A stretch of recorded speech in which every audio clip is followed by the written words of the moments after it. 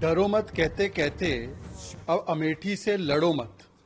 आज जिस प्रकार से राहुल गांधी ने अमेठी को छोड़ दिया है और कांग्रेस पार्टी ने बताया है कि प्रथम परिवार के किसी भी सदस्य में ये दम नहीं है कि वो अमेठी से स्मृति ईरानी जी के मुकाबले में लड़े, तो एक बात स्पष्ट है कि अब कांग्रेस पार्टी ने भी स्वीकार लिया है कि अब की बार 400 पार एनडीए के लिए और उत्तर प्रदेश में 80 में से 80 सीट आने वाली है।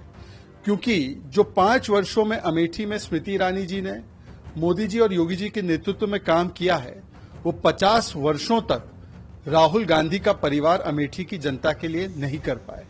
और इसीलिए जब अमेठी की जनता ने रिजेक्ट कर दिया तो राहुल गांधी जी वायनाड चले गए। अब वायनाड ने भी रिजेक्ट कर दिया है तो राहुल गांधी जो तथाकथित सेफ सीट मानकर रायबरेली आए हैं, तो रायबरेली के लोग भी इस बार ऐसे सांसद को चुनेंगे जो उनके बीच रहेगा, ना कि जो विदेशी दौरे पर निकल जाएगा। और जहां तक सवाल है केएल शर्मा जी का, जब मीडिया के कुछ बंधुओं ने केएल शर्मा जी से सुबह कहा कि आपका नाम घोषित हुआ है अमेठी से, प्रियंका जी और रॉबर्ट जी के आगे आपका नाम आया है, तो केएल शर्मा जी की जो प्रतिक्रिया थी, उस प्रतिक्रिया को देखकर मुझे तो कम से कम ऐसा लगा कि कहां फंसा दिया यार, ये उनके मन में था। तो इसको अंग्रेजी में कहते हैं स्केपगोट बनाना। केएल शर्मा जी को शुभकामनाएं। कम से कम राहुल गांधी जी जो दम नहीं दिखा पाए, केएल शर्मा जी दिखा पाएंगे, परंतु नतीजा वही होने वाला है, 80 में से 80 सीट भाजपा और एनडीए यूपी में जीतने वाली है।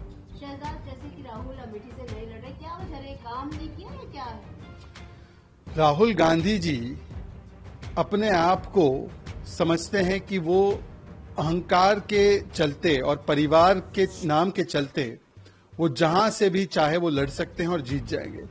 परंतु क्योंकि अमेठी के लोगों के लिए उन्होंने कभी कोई काम किया नहीं और अमेठी से ज्यादा वो विदेश में, बैंकॉक से लेकर अन्य देशों में ज्यादा दौरे करते रहे। अब पिछले 5 वर्षों में हारने के बाद राहुल गांधी कितनी बार अमेठी गए? 50 वर्ष में राहुल गांधी के परिवार ने अमेठी में अपना घर नहीं बनाया। दूसरी ओर स्मृति जी ने ऐसे 4 लाख लोगों के टॉयलेट बनवाए जिनके पास टॉयलेट नहीं थे, 3,80,000 लोगों के घर में नल से जल पहुंचाया, 1.5 लाख लोगों के तक इलेक्ट्रिसिटी कनेक्शन पहुंचाया, लगभग 1.5 लाख लोगों तक पक्के आवास पहुंचाए, और स्मृति जी ने तो खुद का घर भी अमेठी में बनाया।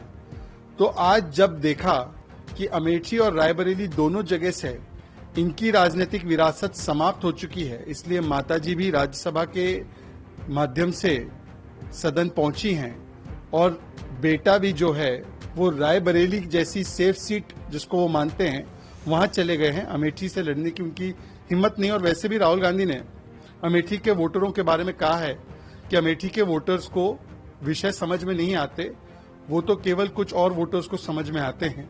तो जिस प्रकार की अपमानजनक टिप्पणियां उन्होंने अमेठी के वोटर्स के विषय में की है, शायद उनको आभास हो गया होगा कि अमेठी की जनता उन्हें इसके लिए माफ नहीं करेगी।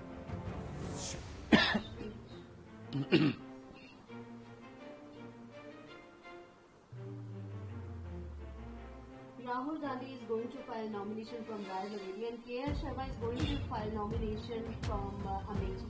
What do you like to say about it? डरो मत कहते कहते राहुल गांधी अमेठी से लड़ो मत. This has become the new slogan of Congress party. And today with this announcement, Congress has confirmed that not a single member of the first family is able to contest in what they used to call as their pocket borough of Amethi, because in the last 50 years, Rahul Gandhi and his family have done nothing for the people of Amethi, which in the last 5 years, Smriti Irani ji under the leadership of Modi ji and Yogi ji has been able to deliver. And therefore, they know that in Amethi, even the members of the first family don't stand a chance against Smriti Irani. So they have chosen a so-called safe seat in Raebareli. First, Amethi rejected them, they went to Wayanad. Now Wayanad is rejecting them, they are coming to Raebareli. It also shows how they have use and throw mindset towards the people of Wayanad. But as far as Raebareli is concerned, this time even in Raebareli, people have made up their minds that they will elect an MP who will stay with them, not somebody who will disappear and who will discard them and go on a foreign trip. And therefore today, one thing is very clear, that the Congress party has admitted that the first family's political existence in the entire Amethi has been completely obliterated. And one thing is also very clear, that the Congress party, which always considers seats to be their pocket borough and their family bastions, today it has not got anything to show in Amethi, and that's why they are running away from Amethi.